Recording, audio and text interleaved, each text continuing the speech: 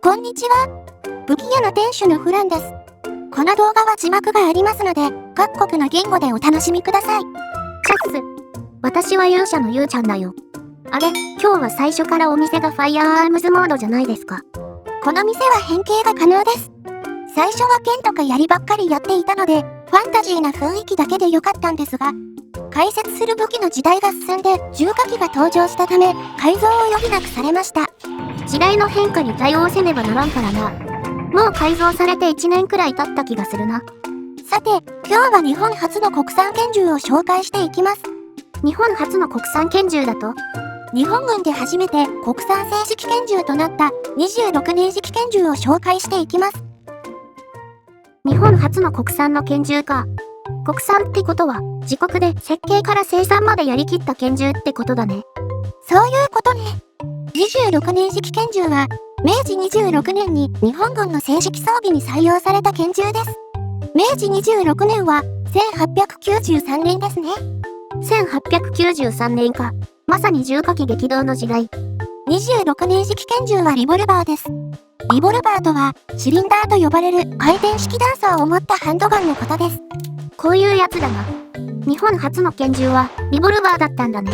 そうね。この時代、世界的に見てもまだセミオートは使用されておらず、サイドアームとしてはリボルバーが主流でした。なるほど。26年式拳銃は、14年式拳銃が登場するまで、30年近く日本の軍隊で正式装備となっていました。30年という長い期間、日本軍の主力のサイドアームとして使用されたにもかかわらず、分かっていないことが多く、謎に包まれていて、ロマンに満ちた拳銃なのです。謎に包まれているだと？誰が設計したのかすらわかりません。また、開発の経緯や背景、見本とした拳銃が何なのか、具体的な情報が明示されていないのです。明治時代なだけに、明示されていなかったんだ。公的な文書や、そういったものもあまり残っておりません。交渉と陸軍省との書面でのやり取りなどが少し残っている程度です。明治や大正の古書なども一通り確認してみましたが、これといった情報はありませんでした。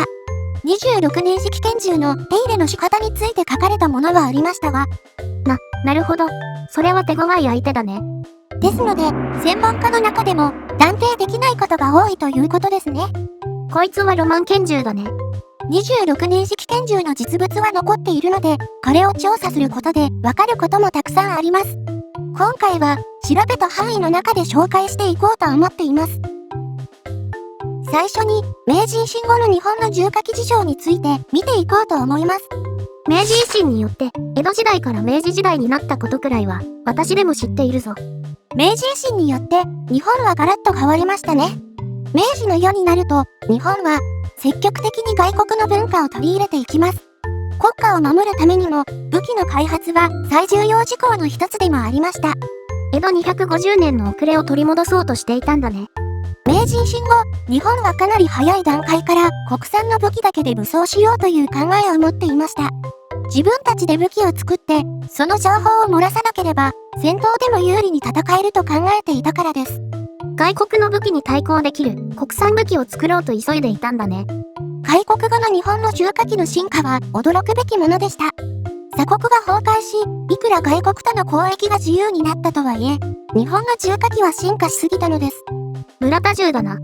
村田銃は、明治13年に軍の正式装備となった記念すべき初の国産ライフルです。この村田銃は優れており、世界の最先端のライフルと比べても見劣りするものではありませんでした。この技術の進化に、世界の軍隊も驚いたことでしょう。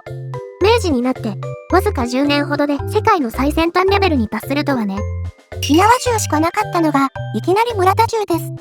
この動画ではよく使う表現ですが、紙コップの糸電話とスマホくらいの性能差があります。進化しすぎている。このように、明治の初期の段階で、優れた重火器を設計して製造するだけの技術を、日本は保有していたことになりますね。村田銃については、前にやった村田銃の解説動画を見てくれ。そして、明治の日本での拳銃の製造技術についてですが、これについては、まだまだ後進国でした。拳銃の開発は遅れていたと。26年式拳銃の完成までに時間がかかりましたね。国産拳銃の完成が明治26年までかかったってことは、それまで日本軍は何を装備していたのだろうか。まさか、拳銃はなしで、日本刀だけとか？村田銃と日本刀だけで戦うなんて、とってもロマンがありますが、実は拳銃を装備していました。スミス&ウェッソンモデル3を軍で使用していたのです。おう、中折れ式のモデル3ですか？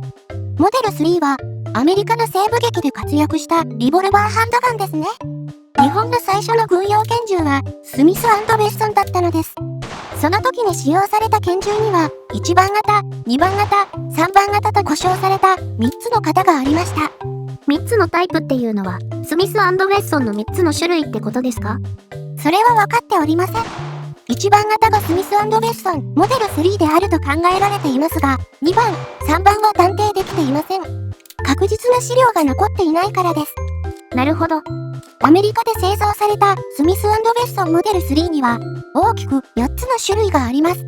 一番最初に作られたモデル3、そしてスコフィールド大佐が改良を加えたモデル3、ウィンチェスターと弾薬を共有できるニューモデル3、そしてロシア向けに大量に受注を受けたロシアモデルの4つです。この中のどれかが日本軍の1、2、3に当たるってことなのか。それもわかりませんね。明治16年に三宅中尉という人が書いたカニ目打ちの2番型拳銃がどうのこうのという文書が残っています。カニ目打ちの2番型と書いてありますが、スミス&ウェッソンはセンターファイヤーでカニ目打ちではないのです。カニ目打ちって何ですか？カニ目打ちとはピンファイヤーカートリッジのことです。フランスのルフォー賞というリボルバーで使われていた弾薬ですね。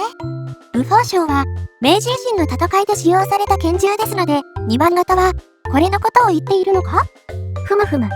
しかし、3番型カニ目打ちどうのこうのという文書もあります。結局は何が何だかわかんない状況です。しかし、1番型拳銃は中折れ式という文書が残っているので、これはスミス&ウェッソンということになります。そういうことか。スミス&ウェッソンは坂本龍馬の愛銃でもありました。幕末から明治の日本はスミス&ウェッソンと縁が深かったようですね。ということは、明治の日本軍はムスカさながらのブレイクアクションを行っていたということか。3分間待ってやる。そういうことになるわね。26年式拳銃の現物を見ていきましょう。アクションや構造を見ていきますと、スミス&ウェッソンの影響を大きく受けていることがわかります。ということは、やはり中折れ式ということですか？そうね。トップブレイクアクションでダブルアクションオンリーのリボルバーです。装弾数は6発ね。ダブルアクションオンリーなのか？オンリーです。ダブルアクションとは、撃鉄を起こす必要がなく、引き金を引くだけで撃てる拳銃のことですね。ダブルアクションは、1850年頃に発明されて、1870年代に実用化されてきた技術です。シングルアクションはできないってことだね。ダブルアクションオンリーなので、シングルアクションはできません。シングルアクションとは、撃鉄を手動で起こさないと弾が撃てない動作のことです。それと比べ、ダブルアクションは撃鉄を起こす作業を省略できるので、操作速度は速いのですが、引き金が重くなるので、命中率が悪くなります。近代的なリボルバーでは、シングルアクションもダブルアクションも、両方できるのが一般的ですね。なんで26年式拳銃はシングルアクションを省いたんだろうか。その理由は、26年式拳銃の形を見れば明らかです。撃鉄が尖っておらず、スパーが落としてあります。最初からシングルアクションさせる気が全くない構造ですね。なんということだ。これは携帯性能を高めるための措置でしょう。携帯性能か。なるほど。スパーを落として服とかに引っかかるのを回避できる構造だね。そうね。ポケットから素早く取り出せる構造で、26年式は明らかに操作速度を意識した作りです。これはブレイクアクションを採用していることからも明らかです。ブレイクアクションは、廃墟と装填が早いんだよね。そうね。シリンダーのスイングアウトが登場するまで、ブレイクアクションが最速の廃墟、装填システムでした。26年式の構造から日本軍が目指していたのは、とっさの時にすぐに使えるハンドガンということがわかります。ブレイクアクションのダブルアクションオンリー。最速に特化した拳銃だったってわけか。26年式の直接のモデルとなったのは、フランスのモデル1873であるという説が有力です。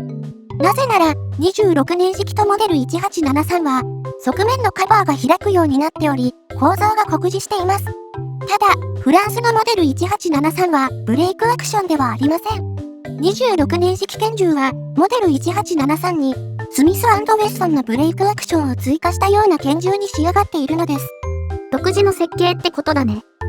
一見すると、26年式拳銃は、携帯性と操作速度に優れた拳銃のように見えます。しかし一方で、理解できない致命的な弱点もありました。弱点とな。この26年式、シリンダーストップがついておりません。シリンダーストップとは、名前の通り、シリンダーの回転を止めるための部品です。シリンダーの回転を止める部品がないってこと？それはつまり、回転し放題ってわけ？そういうことね。右回転方向に限ってですが、ぐるぐる回転し放題です。引き金を引いて打つときだけシリンダーが固定されます。ということは、ポケットやホルスターの中でも回転し放題ですか？回転寿司状態？そうです。回転し放題なので、すでに弾を撃った後の空の薬室を撃つ可能性もあります。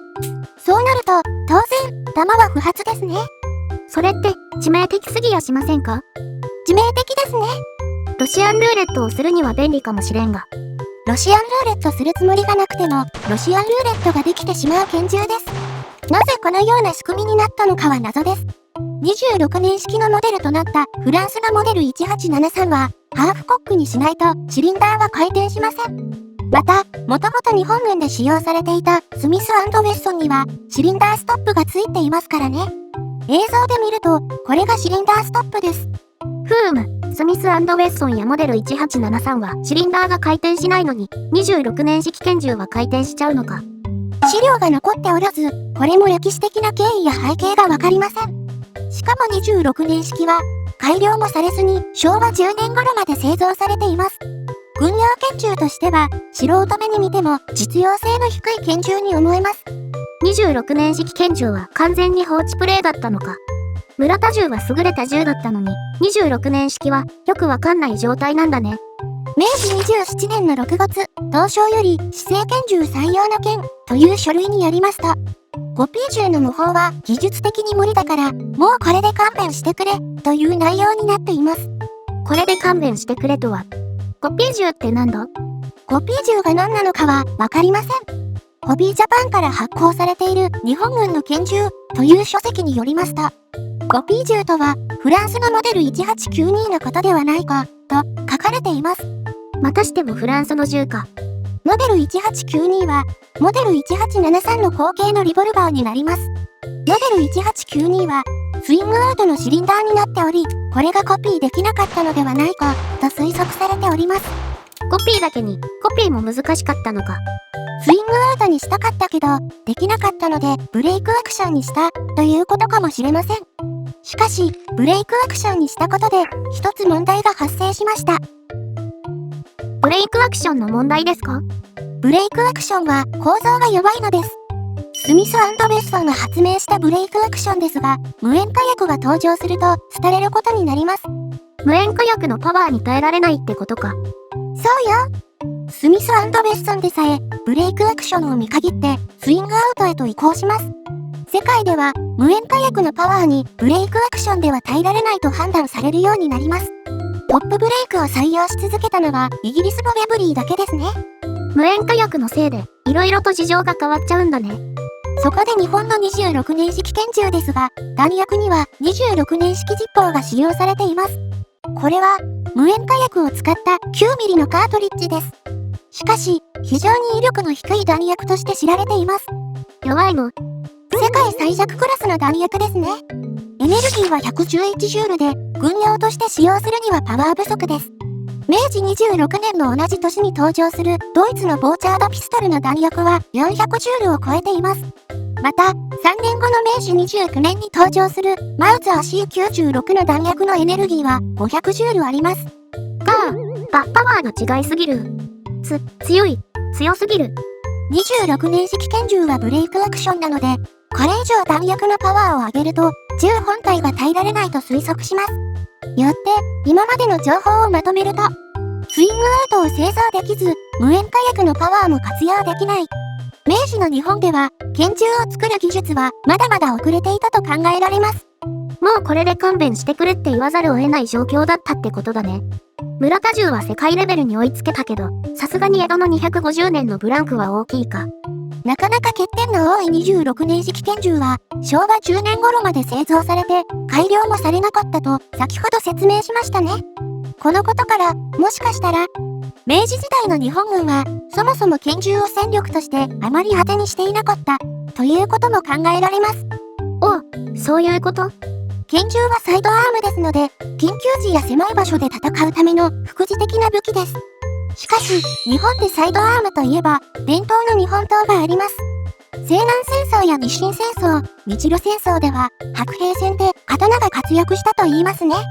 また、村田恒義が作った村田刀という日本刀資料の軍刀も登場し、これも日清戦争や日露戦争などで使われました。あとは銃剣もありますし、拳銃よりもそれらを頼りにしていたのではないか？つまり、拳銃よりも日本刀。やっぱり私が言った村田銃と日本刀の説が正しかったと。村田セットを装備すると、射程プラス1、力プラス10のボーナスが与えられるとでも言うのか。それらの点については推測に過ぎないのでわかりません。ただ、26年式拳銃は放置するにはあまりにも欠点が目立つ気がするのです。26年式拳銃は明治26年に登場し、日清戦争が明治27年です。本格的に投入されるのは日露戦争からで第二次大戦まで使用されました。息の長い武器だ。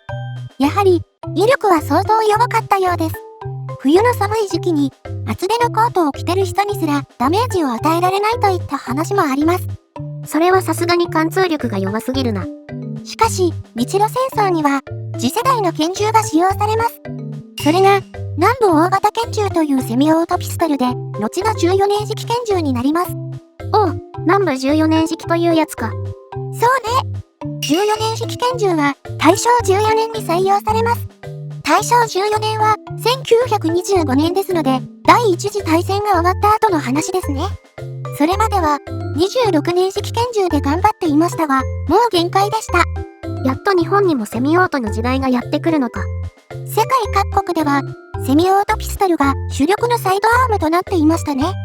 ただ、リボルバーが時代遅れということはなく、アメリカでもスミス&ウェッソンのリボルバーが正式装備になっていました。しかし、26年式拳銃に関しては、リボルバーだからという理由ではなく、性能そのものが時代遅れだったのです。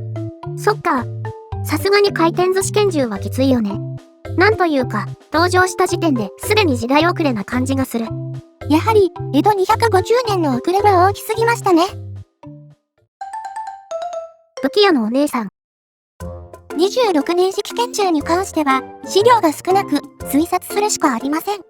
ただ、実際の銃を分析することで、たくさんの事実は見えてきますね。外国の武器と比較することでも色々見えてくるよね。近代の武器で、ここまで歴史的背景が謎の武器は少ないので、動画作りがロマンチックで楽しかったです。答えのない推察が一番楽しいかも、だよ。事実がわからないからこそ歴史は面白いんだ。というわけで、ご視聴ありがとうございました。ありがとうございました。面白かったらチャンネル登録してくださいね。よろしく頼むよ。